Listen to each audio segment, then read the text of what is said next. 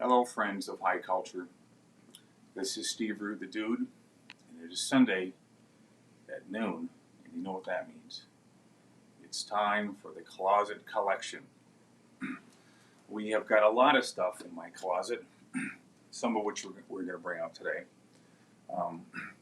We have the usual animation stuff that I've rejected in my journey to learn how to animate. There's going to be a lot of mistakes on that journey. And we've got some other illustrations that I've done on illustration board and things like that. So let's get started with that. The first thing I'm going to show you is something I did in watercolor. This is not part of the closet collection, but it's a piece I really like. It's a piece of me and Janelli when I first met her. This is probably about 5 years into when we met. And it's done in watercolor. It's transparent watercolor. There's a few opaque touches in here, which I find myself doing all the time.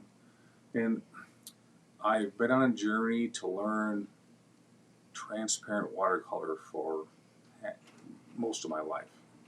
And most of those things have been failures. But I'm creeping up on it slowly. There's a lot of really good guys on YouTube. One guy that his name is unpronounceable, I call him Mitsubishi. And he is probably the best of all the watercolorists on YouTube. And then there's a guy named Jay Hansung. And these guys are both Korean as far as I know. South, presumably. Otherwise they'd be dead. And they're both excellent watercolors. But I think Mitsubishi is in competition with Jay Hansung, or whatever his name is, Hung Sung. He's probably hung like a sun. So these guys are worth checking out on YouTube because they are so good, and they're regularly featured. Though I haven't seen Mitsubishi for a while, so he's probably off fighting the Red Guard.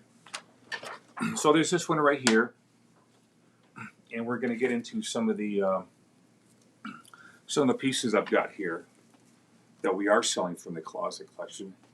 This is a small little thing from February this year.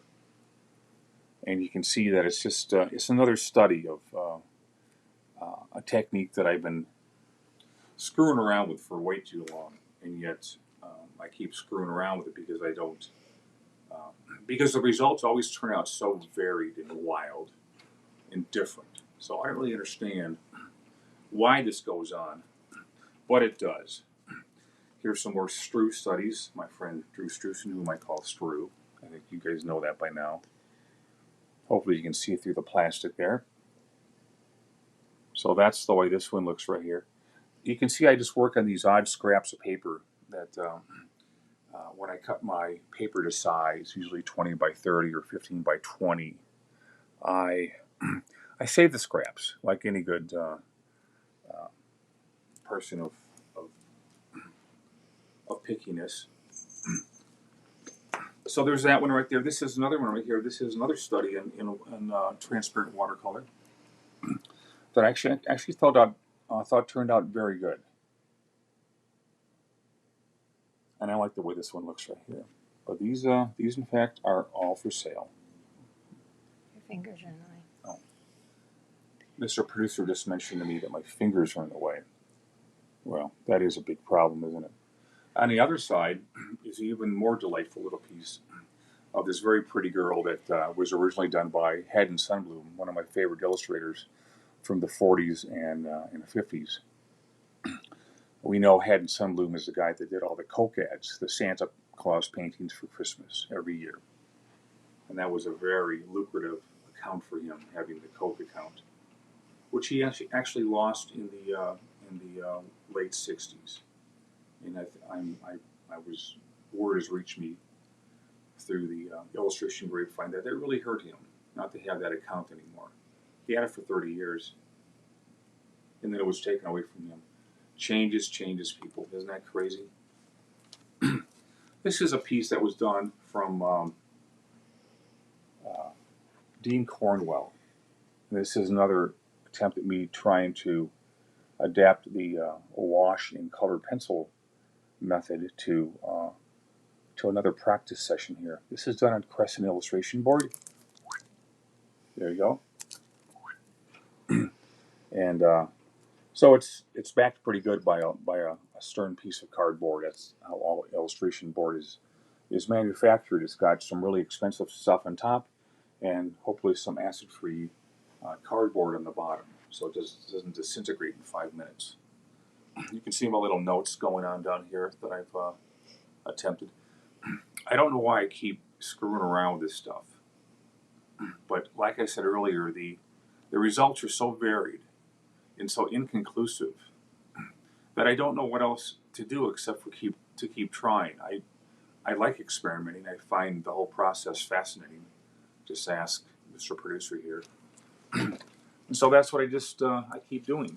Well, we've got some, and finally we've got some of the animation stuff that I'm really big on showing everyone. This is from my personal practices of trying to learn how to animate. This is a shot of Nexus, who is probably in the midst of throwing something. You can see this is done on 12 field animation paper, the same paper that thousands of television productions have been drawn on over the years. So that's really cool. Beneath the drawing of Nexus here is a head of Sunny Honey, Sandra Peela's girlfriend. And I'm not sure exactly what Sunny Honey's doing here, but she's lowering her head for some reason. As we move on, here's another drawing of Sandra Peel right here in her standard outfit that she's going to be in the Nexus Animated TV show eventually. So there she is, again on 12 field paper. This is a pasting right here.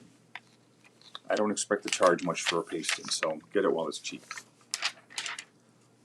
That also hooks up with this scene here where she's jumping off the side of a rack that she's been pinned against, and she's going to be jumping off that and running towards the person who attempted to dare to pin her. This is a little thing that the animators all know what this means. It's a little breakdown of the movement of how I want her to move. This is all done in your head, which is a very bizarre thing to think about. You can imagine all these things taking place in your head, but this is the kind of thing I almost think is better shot with live action. I did eventually get a successful run with this scene right here, and it turned out pretty good. But there was a lot of analysis that had to go on.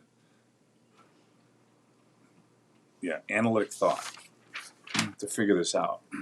And the final thing that I have here is Sunny Honey about to shoot her little phaser gun. It's very much based on the Star Trek phasers because I like Star Trek. She's holding what I call an OpCon device, and I don't know what that's. It's something about communication. I don't know exactly what it said in the model sheet, but I researched it and thought about it and came up with the name OpCon device, or OCD, before the medical term was ever invented. So here she is about the fire here. So that's what we have today on the closet collection review, and I hope some of that grabs your attention here. Sunday is a day for work for me. I don't have days off, but then I don't really want them. I prefer to sit here and work, and that's what keeps me happy and fulfilled. So, what better place to be than here? You can see there's a page I'm working on for the ThuneWorld edition of Nexus that'll be coming out next year. You can see it's in the process of being done. All of these pages have been thumbnailed out, so I know exactly where I'm going with it. And yet, there are times when there's a lot of surprises that happen that I don't foresee. The final thing I want to mention is that you should go to Mike Barron's website because he's got a lot of good things going on in his life right now that are very exciting. I think it has there's some new Nexus material coming out from Mike. There's the Badger. There's always the Badger, and there's always the novels that he's working on. But he's got some incredibly well thought out comic books that he's going to be coming out, all original material. One of them is called The Thin Blue Line, which is based on the real life of cops in action, actually drawn by Cop and written by Mike Barron. So there's a lot of good stuff to check out on his site, which I encourage you all to do. It all helps me and Barron, all for one, one for all. So that's it for the Sunday edition of March 28th for the closet collection. So I'm a little frazzled today. And we're getting ready to launch the 2021 sketchbook. Mr. Producer has just informed me that I don't want to forget to mention that we're just about to launch the 2021 sketchbook, which is, again, the yearly thing that we put out that features a lot of stuff that you wouldn't see unless we publish it in one book. And I think it's something that the fans really have a great appeal for. So look for that kind of stuff. And the Gourmando trade paperback should be in-house next week. Mr. Producer has just informed me that the Gourmando trade paperback, as opposed to the giant artist edition, which I'm always trying to hawk, is going to be coming out in a couple of weeks. So Like 1 week. Okay, that means 7 earthly days, people. So look for that. I've been working on that for a long time. It's the first all new Nexus material in at least 4 years, and we're very proud of it. So I know that all Nexus fans are going to be looking forward to seeing that and seeing if we still have the right stuff. So adios to everyone out there. Thanks for joining me, and I'll see you next Sunday for the closet collection. Bye-bye.